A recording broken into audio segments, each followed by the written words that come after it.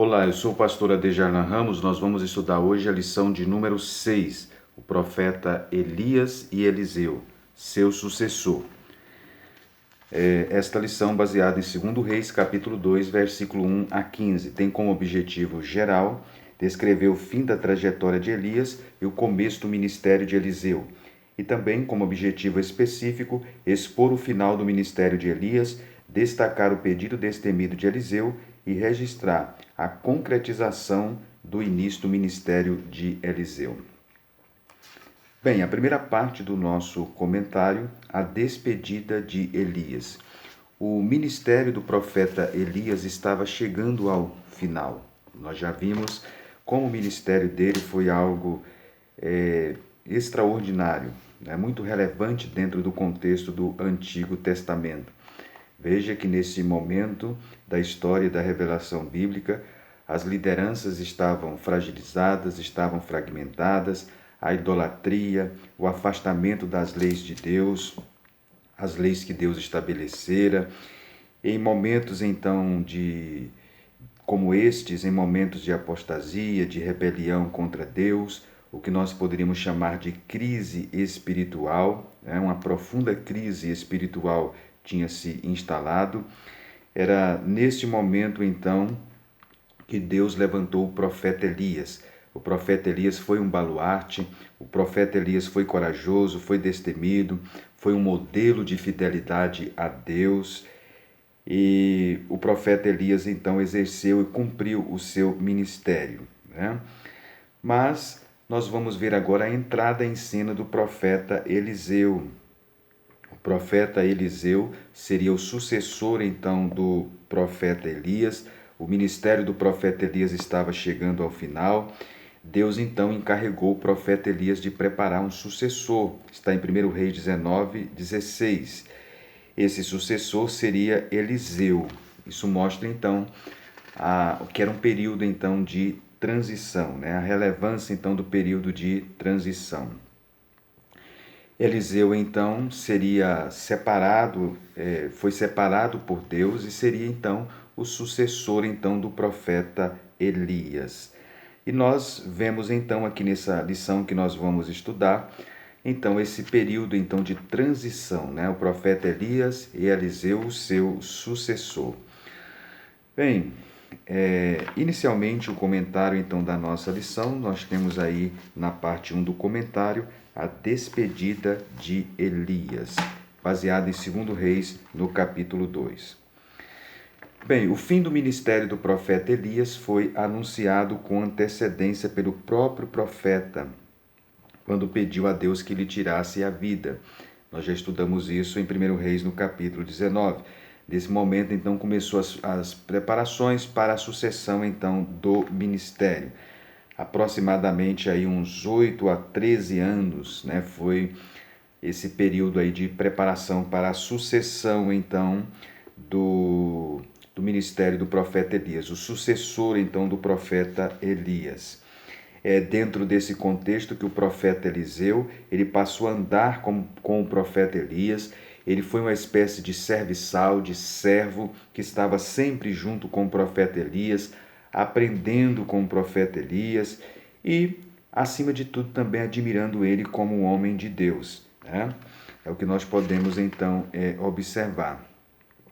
Ele observou atentamente a conduta, a postura do profeta Elias, e ele então seria agora o seu substituto. O texto diz no capítulo de número 2, quando estava para tomar Elias ao céu num redemoinho, Elias partiu de Gilgal em companhia de Eliseu. Estava próxima, a expressão aqui que aparece no versículo 2, no redemoinho, era uma referência à tempestade com relâmpagos e trovões que levou Elias ao céu, no versículo 11, capítulo 2, versículo 11. A presença do Senhor estivera ligado em alguns momentos na história bíblica a redemoinho. Nós vemos isso em Jó 38:1, Jó 46, Jeremias 23:19, Jeremias 25:32, Zacarias 9:14. O texto então diz que Elias partiu para Gilgal. em companhia de Eliseu. O profeta Elias disse para ele fica aqui, porque o Senhor me enviou a Betel, e ele não quis, né? Ele disse: como vive o Senhor e vive a tua alma, não te deixarei. E assim desceram a Betel. O versículo 3 diz: então os discípulos dos profetas que estavam em Betel saíram ao encontro de Eliseu e lhe disseram: sabes que o Senhor hoje tomará o teu senhor elevando por sobre a tua cabeça? Respondeu ele: também eu sei, calai-vos. A cidade de Gilgal, a cidade de Betel foram as duas cidades que o profeta Elias foi. A cidade de Gilgal, há uma discussão, né? Vocês vão encontrar alguns comentaristas que acham que essa Gilgal, ela seria uma Gilgal que parece que não seria aquela mesma do relato do livro de Josué, né? Devido à afinidade com Betel e à distância de Jericó, né? Parece, alguns estudiosos vão dizer que ela ficava na região montanhosa de Efraim, a 11 quilômetros ao norte de Betel. Mas você vai encontrar outros comentaristas que está relacionada com aquela perto de Jericó. Há divergências em relação a isto. A cidade de Betel era a cidade de Benjamim, aproximadamente 12 quilômetros ao norte de Jerusalém, onde ficava 2 centros de culto de adoração em Israel. Essa expressão que aparece no versículo 3, os discípulos dos profetas, era uma expressão típica do Antigo Testamento, né? O mesmo termo foi usado para descrever a translação de Enoque, o termo tomara. É um termo típico do Antigo Testamento, foi usado para a transladação de Enoque. Tomará, está no versículo de número 3. Então os discípulos dos profetas estavam em Betel, foi quando eles disseram: sabes que o Senhor hoje tomará o teu Senhor. A expressão tomará aí foi típica para descrever o arrebatamento de Enoque. A pergunta então dos discípulos dos profetas sugeria que o Senhor então havia lhes revelado a partida iminente de Elias. O texto diz que eles disseram: também eu sei, calai-vos. Parece então que houve uma revelação nesse sentido. A expressão por sobre a tua cabeça, que aparece no versículo de número 3, quer dizer da posição de supervisão sobre eles, uma alusão ao costume na época dos discípulos de sentarem-se entre os pés do mestre, elevando-se numa plataforma. Eliseu logo passaria de assistente de Elias como líder então dos profetas. Bem, então nós vemos aqui, nesse momento, o ministério de Elias então chega ao final. Era necessário então ter um substituto. E este substituto deveria estar à altura então de Elias. E esse substituto então seria Eliseu. Elias então passa a ser o mentor de Eliseu. Ele assume uma espécie de paternidade espiritual. Interessante nós fazermos aqui uma aplicação. Nos momentos de dificuldades, nos momentos de transição, o ministério, os jovens, os obreiros de uma forma geral, precisam de referenciais, né? Referenciais ministeriais, referenciais de liderança espiritual. Quando termina o ministério de Elias, precisa de um Eliseu.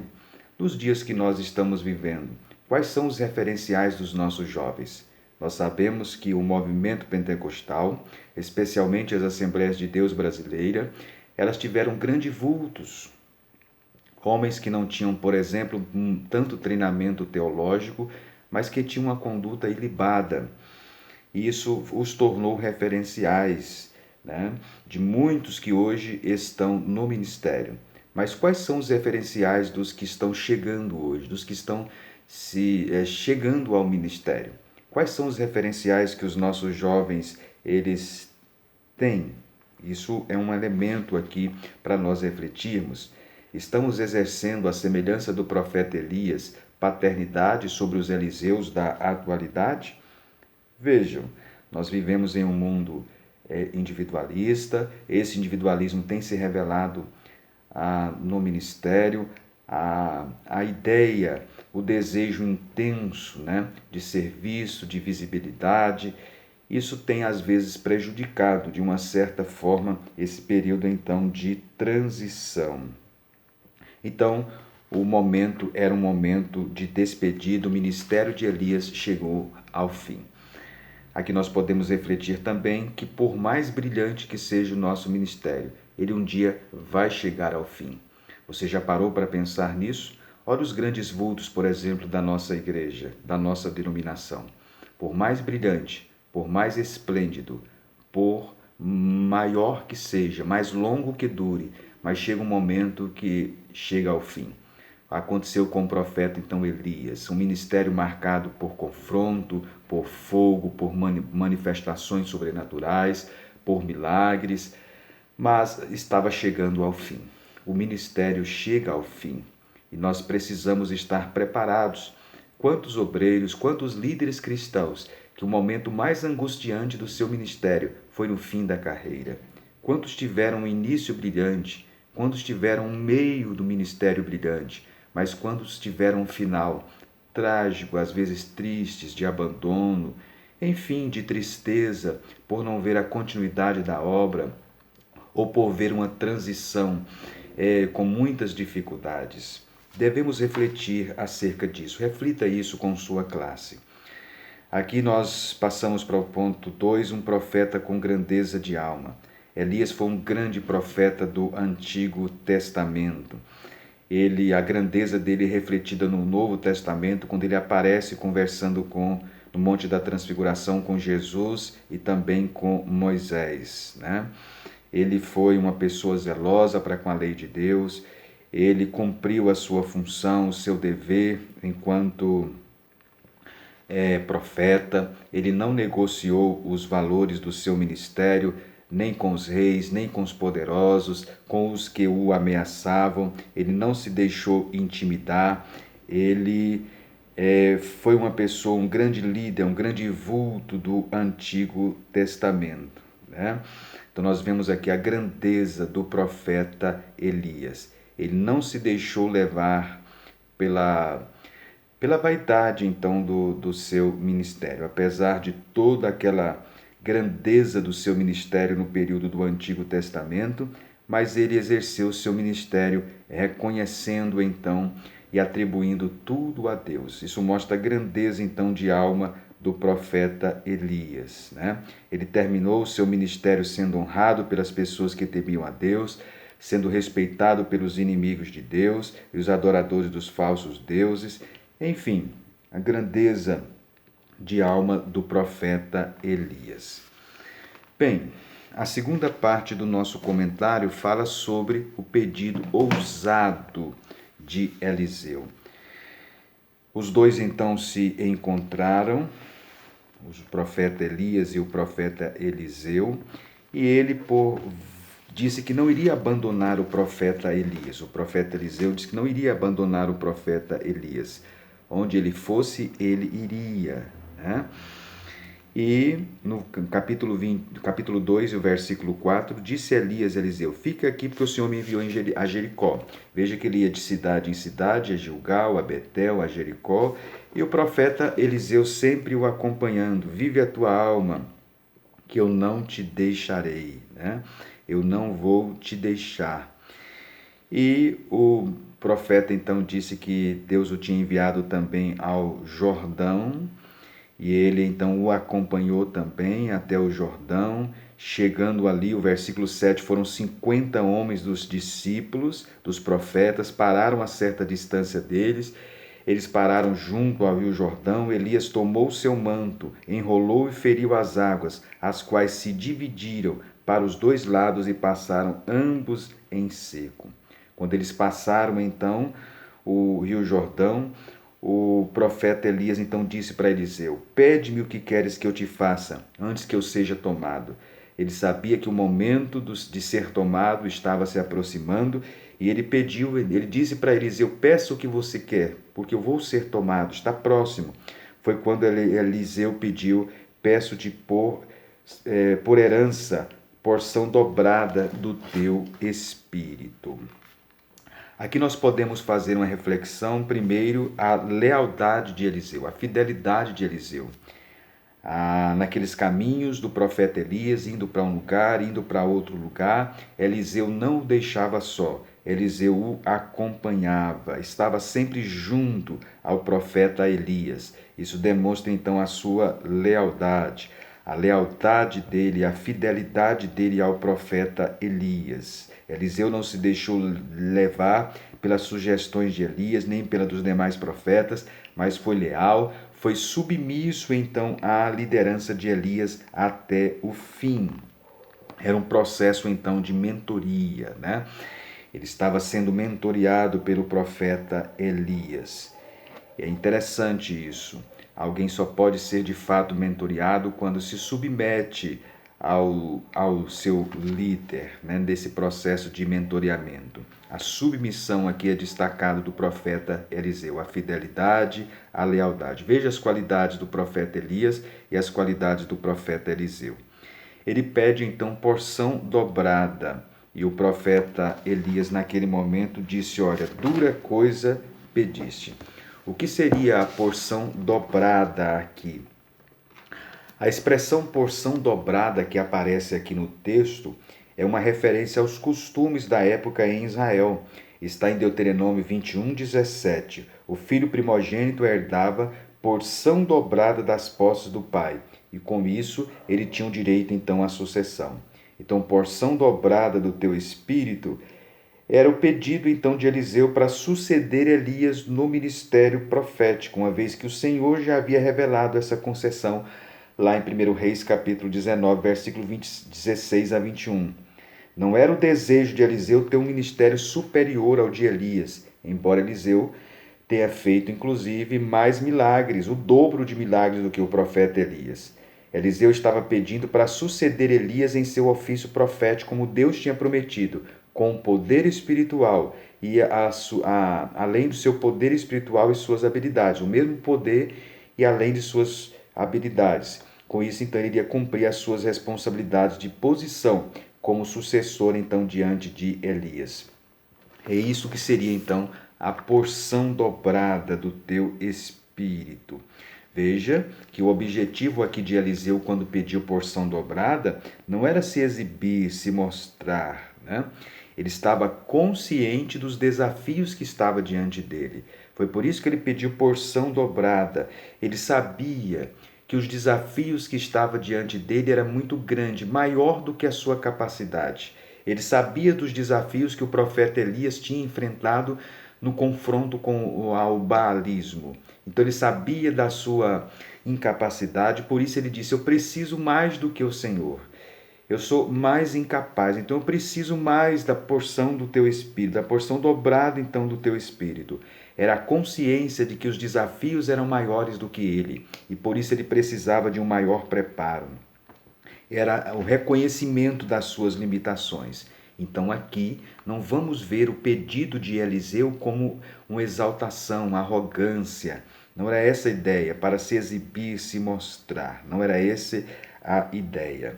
Ele queria, então, era uma imitação saudável, então, do profeta Eliseu em relação ao profeta Elias. Ele estava sempre atento, ele não retirava os olhos dele. Isso é muito relevante, muito importante, né? Quantos líderes podem ser imitados nos dias atuais? Quantos aqueles que exercem a liderança entre nós podem ser de fato imitados? Hoje há um vácuo de lideranças a serem imitadas. Uma crise se instala no meio da liderança e entre os referenciais entre os nossos jovens. Bem, o profeta Elias naquele momento disse: olha, dura coisa me pediste. Por que ele disse dura coisa me pediste? Porque só o Senhor podia conceder poder espiritual. Elias não podia conceder este poder para Eliseu. Elias não tinha capacidade de conceder o pedido de Eliseu. Elias então disse a Eliseu que se este o visse partir, esse seria o sinal de que o próprio Deus lhe concederia o seu pedido. Então, quando ele disse, dura coisa me pedisse, ele queria dizer, isso não cabe a mim. É Deus que pode conceder a você, mas se você ver no momento que eu for arrebatado, Deus então pode lhe conceder. É isso que o texto então nos diz. É nesse momento então que entramos na terceira parte. Eliseu toma a capa de Elias. Elias e Eliseu caminhando juntos, conversando. Isto fala de intimidade. Isto fala então de diálogo, comunhão entre os dois. Eles então estavam conversando, era o ato de mentoreamento. E naquele momento, enquanto eles estavam conversando, o texto então nos diz, no capítulo 2, o versículo 11 de 2 Reis: Indo eles andando e falando, eis que um carro de fogo com cavalos de fogo separou um do outro, e Elias subiu ao céu num redemoinho. O que isso significa, carro de fogo e cavalos de fogo? O carro que o texto está se referindo aqui era o carro puxado por cavalos. Era o meio de transporte mais rápido e também o mais poderoso recurso de guerra naquele período, naquela época. Portanto, os carros de aqui e os cavalos representavam a proteção poderosa de Deus, que era a verdadeira segurança de Israel. Do mesmo modo que os reinos terrenos dependiam dessa força militar, representada pelo carro e pelos cavalos, para a defesa, um único profeta havia feito por meio do poder de Deus para preservar a nação do que todos os preparativos militares que ela havia feito. Então, carros de fogo aqui e cavalos de fogo está relacionado então à proteção poderosa de Deus. É essa ideia que está aqui no texto. E o texto diz: quando ele foi levado então no carro de fogo e cavalos de fogo, né? O separou um do outro, o carro do fogo e cavalo de fogo separou Elias de Eliseu, foi quando Elias subiu ao céu num redemoinho. Ele subiu ao céu num redemoinho. O cavalo e o carro de fogo serviu para separar os dois. Quando o Eliseu viu, ele disse: meu pai, carros de Israel e seus cavaleiros. Por que ele chamou de meu pai?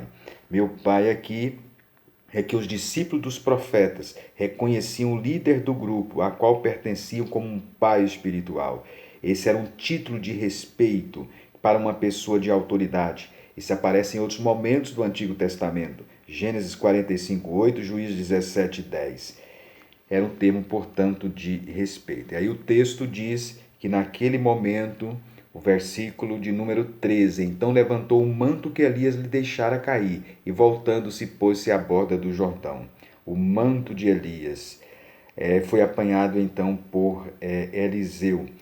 Esse apanhamento do manto enquanto ele subia, que deixou a capa cair e foi pega então por Eliseu, representava então que ele estava sendo o legítimo sucessor espiritual de Elias. Quando ele retornou, ele então usou o manto para dividir as águas do Jordão, que abriram e permitiram então que ele passasse novamente em terra seca.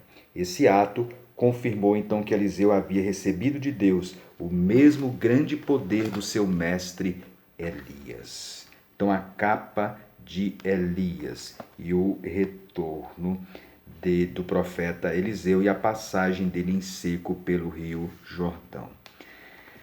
Bem, então aqui nós vemos esse momento então singular, né, do ministério então do profeta Elias e do profeta Eliseu. Foi um momento então de transição, um momento de sucessão.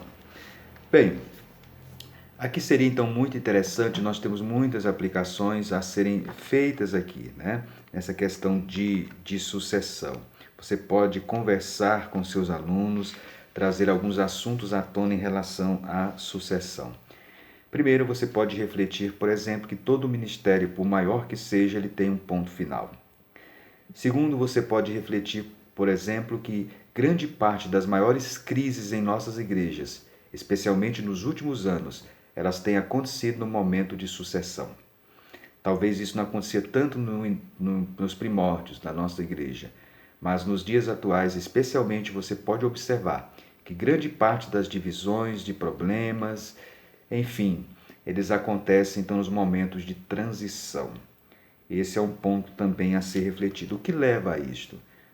Seria a ambição, seria o desejo de visibilidade, a ambição pelo poder, enfim. Outro ponto a ser observado, em terceiro lugar, é que os líderes deveriam se preparar para esse momento de transição. deveriam se preparar. Aqui entra o preparo espiritual. Aqui, veja que Eliseu foi mentoreado pelo profeta Elias.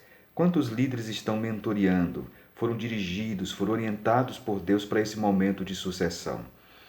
Veja como o profeta Elias, e junto com Eliseu sendo mentoreado por Elias, sempre junto, agindo com fidelidade, com lealdade, ele não quis se exibir, se apresentar, porção dobrada, ele estava consciente dos desafios que estava diante dele. Portanto, você pode refletir acerca disso também. Outro ponto é o grande respeito que Eliseu tinha por Elias. O chamava de meu pai. Ele via nele um líder espiritual. Elias foi chamado de homem de Deus várias vezes e os filhos dos profetas eram vistos como filhos e o líder era visto como pai. Reconhecia eles de fato como um pai. Aqui nós podemos refletir acerca disso.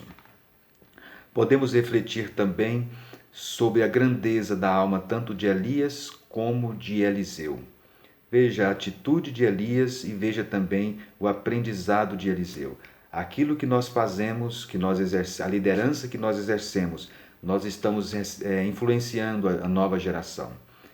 Como os obreiros da atualidade vão passar o cajado e como a nova geração de jovens elas vão receber as nossas igrejas, especialmente nós pentecostais. Você sabia que muitos dos nossos jovens não conhecem ou não viram ou não conhecem o pentecostalismo clássico na sua essência? Grande parte dos nossos jovens hoje, a única forma de pentecostalismo que eles conhecem é o pentecostalismo das redes sociais, com aqueles vídeos bizarros. Enfim, nós estamos preparando a nova geração para conhecer o pentecostalismo conforme enraizado nas escrituras do Novo Testamento. Isso é algo para nós refletirmos. Que tipo de obreiros vão estar em nossos púlpitos daqui a algumas décadas, se Jesus não voltar? Gostam da oração, da leitura da Bíblia? São pessoas humildes? São pessoas dependentes de Deus?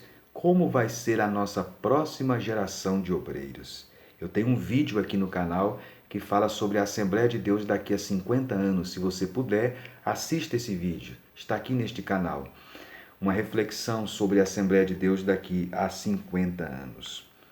E aqui podemos aprender também a questão da imitação saudável de Eliseu. Existe uma imitação que é saudável. Hoje existem alguns pregadores, por exemplo, que imitam os outros na tonalidade da voz, nos trejeitos, enfim. O comentarista fala sobre uma imitação saudável. Ele queria ser com as qualidades de Elias, de fidelidade, de obediência a Deus. Então há um certo de imitação que é saudável. A questão do caráter, da hombridade, da fidelidade, isso é relevante, isso é importante. Alguns jovens querem apenas imitar, algumas pessoas que estão na mídia, apenas, por exemplo, com os trejeitos, com a entonação da voz, com a indumentária. Hoje já se fala em sapato de pregador, em paletó de pregador, e aí se cria então um certo estereótipo. Mas acima de tudo nós precisamos imitar de uma imitação sadia, de caráter, de integridade, de hombridade, daqueles que nos antecederam e estão se preparando para esse momento de transição do ministério.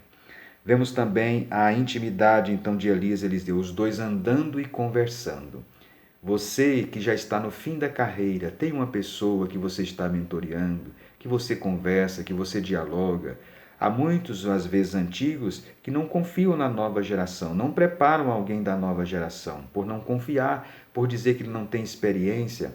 Ora, se ele não tem experiência, há necessidade então de prepará-lo, há necessidade de orientá-lo, de confiar responsabilidades a ele, pois ninguém nasceu com experiência. Líderes inspiradores e comprometidos com a palavra de Deus é o maior legado que uma denominação e que uma nação pode ter. Que nós possamos então refletir acerca disso. Então, finalizando, que o que identifica então um profeta de Deus não é o uso de capa na atualidade, assim diz o comentarista, mas o modo de viver, suas virtudes e comportamento. Não é o seu terno, não é o seu paletó, não é a sua gravata ou o seu sapato, a marca que vai identificar você como um homem de Deus. é, acima de tudo, o seu caráter. Não é a capa nos nossos dias, é, acima de tudo, o nosso caráter. Portanto, que nós possamos agir dessa forma. Então, fica as lições aqui. O profeta Elias e Eliseu, seu sucessor. Que Deus o abençoe. Nossos vídeos não são muito longos, né? Cerca de talvez 30 minutos, mas comentamos as partes que nós julgamos essencial. Eu agradeço a você que tem nos acompanhado. Compartilhe esse vídeo, deixe aqui o seu like, o seu comentário, se inscreva se você não inscreveu. Consiga mais pessoas. O nosso desejo é que com isso nós possamos alcançar mais pessoas, Pois essa é a forma que o youtuber tem de fazer com que o vídeo então tenha um alcance maior. E que tudo seja para a glória de nosso Deus. Ele é soberano, Ele é Senhor e Ele rege então as nossas vidas. Que Deus abençoe a todos e vamos continuar estudando o livro de 1º e 2º Reis, extraindo as lições preciosas para as nossas vidas. Não esqueça de orar e apresentar a aula do próximo domingo na presença do Senhor e para que você seja um instrumento nas mãos de Deus para realçar as verdades da palavra para os seus alunos. Que Deus o abençoe. Até a nossa próxima lição.